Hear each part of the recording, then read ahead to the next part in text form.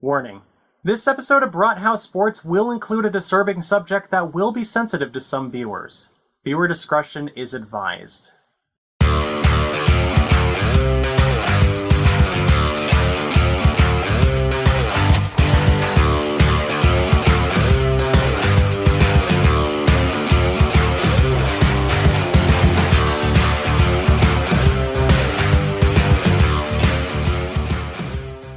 Thank you for tuning in to Brathouse Sports. I am your host, Emily Cheddar Dog DeLeon. Last week's game against the New York Jets was an exciting one as the Browns rallied to win 21-16. This was also the Browns' first appearance in the Pro Football Hall of Fame game since their inaugural year returning as an expansion franchise in 1999. This is also the sixth time the Browns played in the Hall of Fame game overall. Am I buying time? Yeah, I kind of am right now, and that's for those who didn't tune in that night, at least for the first quarter. Not much was going on in regards to scoring because the Jets only made 2 field goals. A Bryce Huff sack to Kellen Mond, and Jets quarterback / Cougar chaser Zach Wilson shown he will be a reliable backup to Aaron Rodgers. Entering the second quarter, Browns quarterback Kellen Mond threw a pick to Jets linebacker Shaz Surratt and takes it to Cleveland's 27-yard line. The Jets followed it up with a touchdown by Israel Abanikanda. Thankfully, the Browns began responding with a shotgun pass from Mond to running back John Kelly Jr. for their first tutty for the game. The Jets do follow up with the Browns score with a 19-yard pass to Alex Erickson to Cleveland's 35-yard line. A few downs later, and Greg Zerlin makes a 53-yard field goal to end the first half 7-16. The third quarter is where all the fun begins. After the Jets punted at 12 minutes and 58 seconds, the Browns cranked up the heat with an impressive drive by Dorian Thompson-Robinson and capping it off with a running touchdown to the right by Demetric Felton. 4 drives later in the fourth quarter, at the Jets' 22-yard line, DTR makes a short pass to Austin Watkins Jr. for a 22-yard touchdown. And with 47 seconds left in the game, quarterback Chris Strevler made a deep pass only to be intercepted by Browns safety Bubba Bolden. Again, the Browns beat the Jets 21-16 with the rallying done in the second half and showing that Dorian Thompson-Robinson could be quarterback number 2 if he keeps this kind of production. On Saturday, Joe Thomas finally put on his gold jacket over the weekend and was presented it by none other than Steelers Hall of Famer Jerome Bettis. Of course, the Dog Pound made their presence known with audible barking to welcome the man who played in 10,363 snaps and made 10 straight Pro Bowls. Of course, Joe Thomas thanks his family, teammates, coaches from both the Wisconsin Badgers and the Browns organization, the roughly 20 quarterbacks that he huddled with, and many more. I'm surprised that there wasn't a thanks to someone's pet goldfish since he is known for his selflessness, but he did go as far as to thank the office secretary. Joe Thomas will be Hall of Famer number 369. Nice. On Sunday, United Airlines Flight 1893 was delayed for its flight to San Francisco.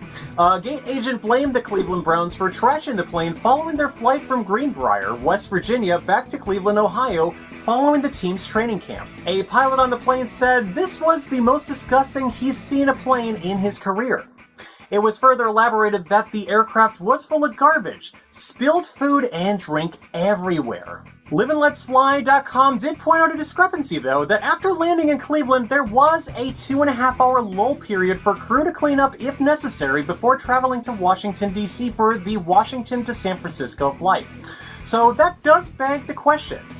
Did the Cleveland Browns trash this jet too? On Monday, Browns running back Jerome Ford limped off the field after training camp. Ford is a second-year player and is expected to fill the shoes left behind by Kareem Hunt. The Browns did not sign nor draft a running back outside of acquiring undrafted free agent Hassan Hall. If Ford's injury does persist into the regular season, it will appear that the team will be looking at a free agent signing.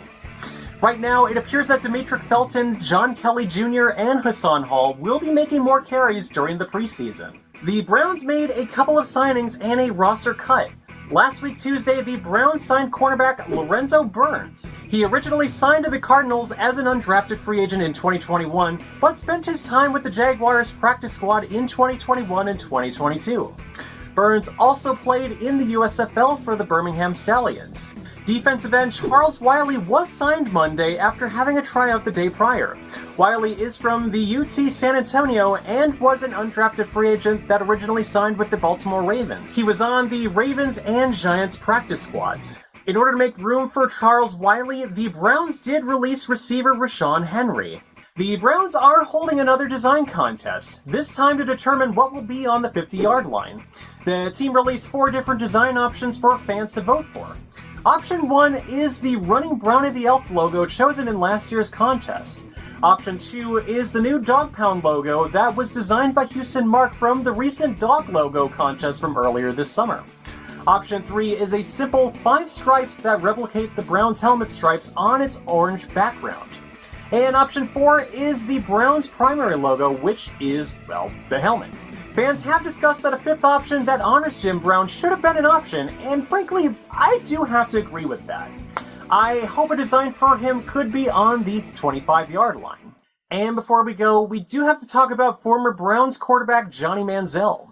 On Tuesday, Netflix released the documentary Untold, Johnny Football, which covers the rise and fall of his very short NFL career. Manziel was released by the Browns in 2016 following a misdemeanor involving a conflict with his girlfriend. Following a diagnosis for bipolar disorder, Johnny didn't want to get the help and wanted his life to fall apart and, well, off himself. I had planned to do everything I wanted to at that point in my life, spend as much money as I possibly could, and then my plan was to take my life, said Johnny Manziel to Jake Trotter of ESPN. I wanted to get as bad as humanly possible to where that made sense, and it seemed like an excuse and an out for me. Sure, Johnny wasn't the quarterback we wanted, and it is argued that he is the biggest draft bust of all time, and definitely had surpassed anything that we've expected from whoever that draft bust was for the Packers. But he is, at the end of the day, still a human being. I could speak about Johnny's attempt, but I feel it's in my best interest to not do so, as I myself had in the past wanted to off myself too, when I have been in such a deep state of depression. And it can get so bad. This is also a very sensitive subject, not only for me personally, but endless numbers of people and those who are no longer with us. Thankfully, Johnny Manziel is with us, and he is doing much better with his mental health. If you do have intrusive thoughts and you don't have anyone to go to, make sure to call or text the 988 crisis hotline, as it is a 24/7 hotline that is free and confidential for those in distress. Again, the number is simply 988. And thank you again for watching Brathouse Sports. Once again, I'm your host, Emily Cheddardog DeLeon. Again, please like and subscribe and turn on the notification bell, as I would greatly appreciate it. It's also how you can find more of my videos and help me get through the algorithms as well. I know this is a very dark way to end this episode, but it was very important nonetheless.